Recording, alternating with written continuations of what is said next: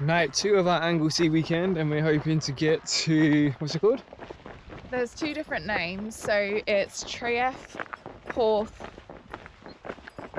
something beach, Great and Welsh then pronunciation. and then it's the Old Brickworks. Or Old the Porth Brickworks. Brickworks. That is where I'm heading we can to. confirm it later. Hey, yeah, plan is to get there. Well, it's actually like 1, it's quite early, very early. Yeah.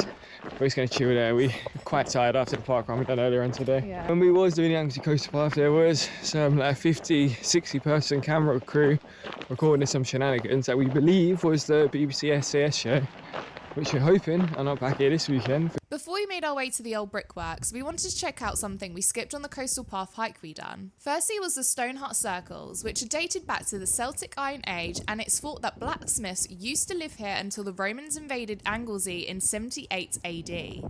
The next thing we wanted to check out is the South Stack Lighthouse. Luckily, we found out before descending the 400 steep steps that we would have to have spent £40 to have accessed the island. So we just enjoyed the free, superior views from the vantage point before heading off to the Old Brickworks.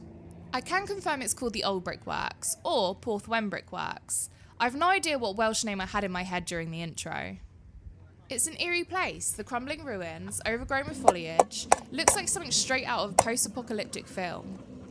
All of it is strikingly juxtaposed against the coastal cliff backdrop with the faint sound of waves gently crashing on the shore.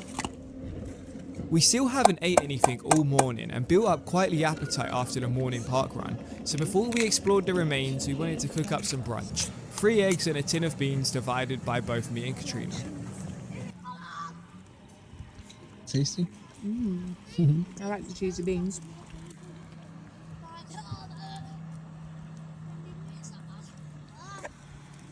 Good egg?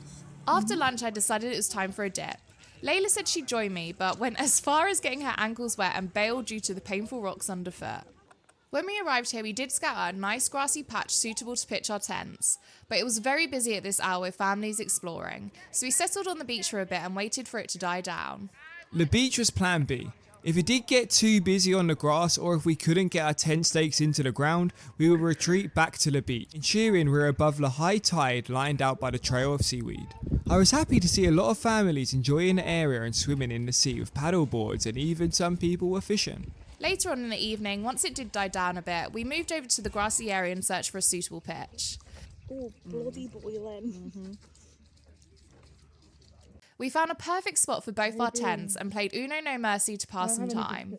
It does get quite heated, but that is expected when this deck contains a pickup 10 card. Yeah, but then you can't put down 2, that doesn't make sense. It does, right? How does it not make sense? Because you had to pick up 2 and you missed your go, and then I put that down again. So yeah, and well that means you got to pick up 8 then. No. We then cooked our beef steaks and mash for dinner. Oh, god damn. I mean, you did just have boiling water. What's hot, the mash? Oh, That steak is so flavourful. Yeah. It smelled so good that even this guy wanted to come out and see what we had cooking. After dinner, we spent some time exploring the remains. Brickmaking began on the site in the mid-19th century. Production ceased in the first half of the 20th century, sources vary, citing either 1924 or 1949. The brickmaking process started at a crushing house, where pieces of quarterites were broken down by hand using hammers, eventually being ground into a fine powder. The powder was then mixed with lime and water in a pan mill to form workable paste. This paste was moulded and pressed into bricks in the moulding shed, then dried in a dedicated drying sheds. Once dried, the bricks were fired in one of the 3 circular down-draught kilns. The finished bricks were stored in a main building, a 2-storey brick structure close to the shore, making it easy for the bricks to be transported by ships using a crane at the nearby loading quay, ready for distribution. During this time, 2 other groups of 4 pulled up with the same idea of camping here. At first we were a bit worried as we are planning an early night and we don't want anyone disturbing us. We did of course have a plan B, on the beach, but we were reluctant to move. Later on in the night, another party of 4 turned up, camping on the same patch of grass. Fortunately, none of these groups are playing music on a Bluetooth speaker.